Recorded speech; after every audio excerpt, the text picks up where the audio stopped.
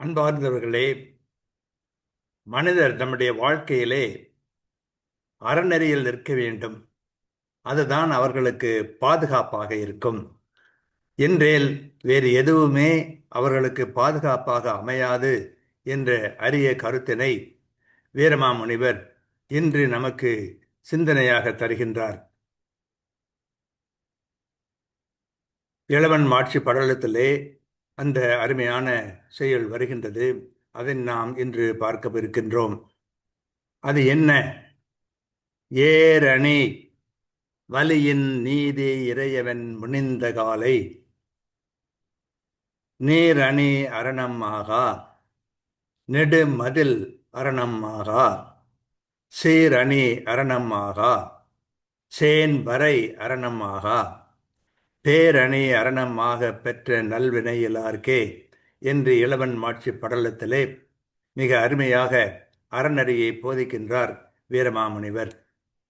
இதனுடைய பொருள், பெரிய படை அணி போல் தமக்கு பாதுகாப்பாக பெற்ற நற்செயல்களை கொண்டு இராதவர்களுக்கு தன் வல்லமையைப் போல் அழகிய அணிகலனாக நீதியை கொண்டுள்ள ஆண்டவன் சிறந்த காலத்தில் கடல் அகழி போன்ற நீர்நிலைகளும் பாதுகாப்பு ஆக மாட்டா, நெடிய மதில்களும் பாதுகாப்பு ஆகா, சிறந்த படை அணிகளும் பாதுகாப்பு ஆகா, வானலாவ நின்ற மலைகளும் பாதுகாப்பு ஆகா என்கிறார்.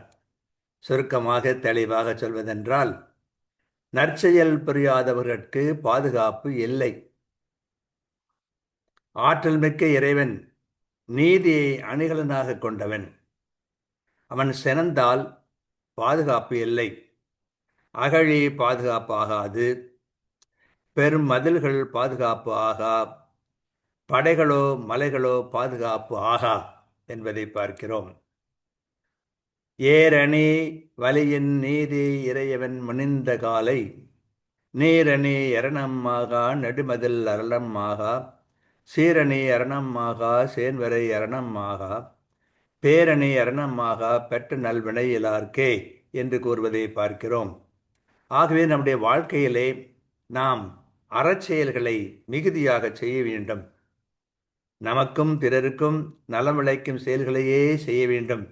அவ்வாறு செய்யும்போது நாம் பாதுகாப்பாக இருப்போம். இல்லை என்றால் வேறு எந்த பாதுகாப்பும் நமக்கு இயலாது. காரணம், நீதிமானாகிய கடவுள் நமக்கு எதிராக சினம் கொண்டுள்ளான். ஆகவே அறநெறியை பெருக்குவோம், அறநெறியில் வாழ்வோம், அறங்களை சிறப்பாக செய்வோம். வாழ்க.